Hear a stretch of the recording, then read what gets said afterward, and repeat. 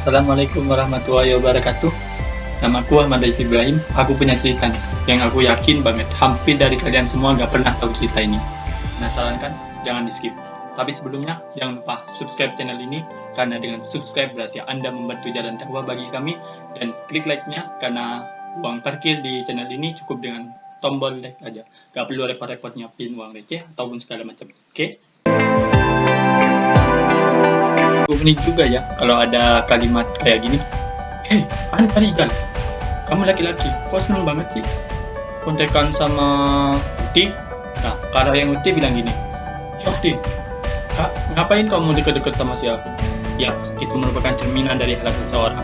Itu artinya kita masih memiliki attitude, menjaga tata krama, atau minimal kita punya adab jika bersinggungan dengan lawan jenis.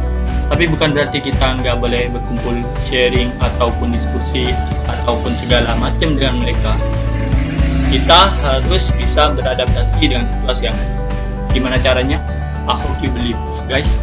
But let's more to be smart. Nah, ngomongin soal sopan santun atau tata krama, seperti yang saya janjikan, saya akan menceritakan satu kisah yang nggak banyak dari kalian yang tahu. Jadi gini, ada seorang gadis cantik yang tersasar di sebuah kampung yang tidak berpenghuni. Namun, ia menemukan sebuah gubuk dan mengetupnya untuk meminta bantuan. Nah, ketika sang gadis mengetuk pintu tersebut, keluarlah seorang pemuda laki-laki di dalam rumah itu. Ya, pemuda itu kaget. Kamu siapa? Karena baru kali ini dia itu kedatangan tamu, apalagi tamunya itu perempuan. Gadis itu pun menjelaskan, aku itu seorang siswi. Aku datang dari sekolah bersama teman-teman, tapi mereka meninggalkanku sendirian dan aku gak tahu arah jalan pulang. Pemuda itu bilang, kamu sedang berada di desa yang gak ada penduduknya, karena yang kamu maksud itu daerah selatan, tapi kamu sekarang ada di utara. Di sini tidak ada satupun penduduk yang menetap. Nah, tak lama kemudian, pemuda itu menyuruhnya untuk masuk dan bermalam di kamarnya hingga pagi menjelang. Lantas pemuda tersebut menyuruh sang gadis untuk tidur di atas ranjangnya, sedangkan dia tidur di lantai. Uniknya ya, di ujung lantai itu, si pemuda ini menyalakan lilin dan memasang tali sebagai pemisah antara ia dengan sang gadis, lalu memulai membaca buku.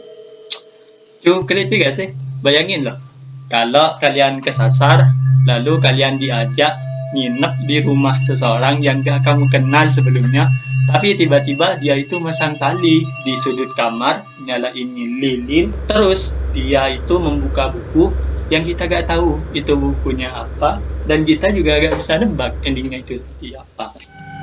Nah, karena saking takutnya dengan sang pemuda, nah si gadis itu menutupi seluruh tubuhnya dengan selimut. Lalu ia itu mengintip dan terus mengawasi si pemuda tentang apa yang ia lakuin. Dan tiba-tiba pemuda itu menutup bukunya dan mulai membakar ibu jarinya selama 5 menit.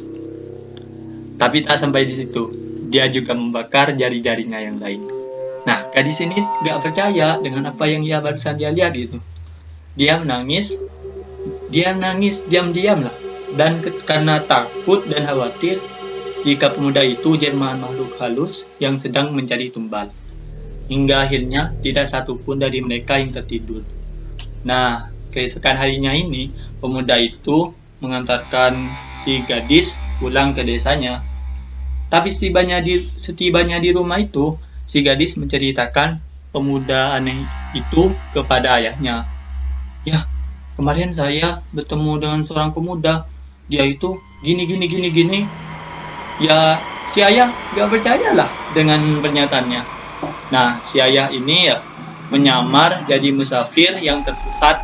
Lalu dia bertemu dengan pemuda yang kemarin, dan ternyata kedua tangannya memang sudah terbalut. Karena saking penasarannya, si bapak ini bertanya, kenapa dengan tanganmu, ya Afi? Ada apa?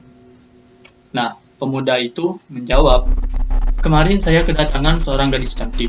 Dia itu tidur di kamarku dan setan menggodaku.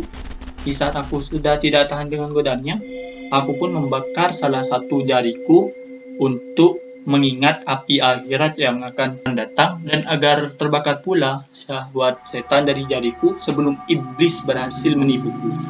Nah, pikiran kotor itu kepada gadis itu lebih menyakitkan bagiku dari sekedar membakar jari. Tahu gak sih? Karena saking kagumnya dengan pemuda itu, bapak ini ingin menikahkan putrinya itu dengan si pemuda. So guys, jadi intinya only with bring a pain, hanya dengan menahan rasa sakitnya sekitar 20 menit, ia mendapatkan kebahagiaan selama 20 tahun, 30 tahun, or maybe forever juga. Gimana menurut kalian? Apa yang akan kalian lakukan jika situasi itu terjadi pada kalian? Apakah kalian akan amanah atau justru anania? Komen di bawah. Next. Oke, dan satu lagi buat sahabat-sahabat yang pengen banget lebih dekat dengan Quran, coba deh kalau kalian gak ada tugas, gak lagi ngapa-ngapain, langsung deh ambil Quran. Ya, jangan sampailah kita kepikiran dengan hal-hal yang lain. Ini gimana ya? Kalau aku saya ngaji, ini nanti gimana ya? Kalau aku saya ini terus itu gimana ya? Don't think about it. Jangan pikirin kata-kata itu. Langsung ambil Quranmu. Kenapa? Karena itu akan menjadi peluang bagi setan untuk meninggalkan setiap niat baik kita. Bukan hanya niat baik kita, tapi bisa juga menggagalkan setiap planning yang pernah kita buat.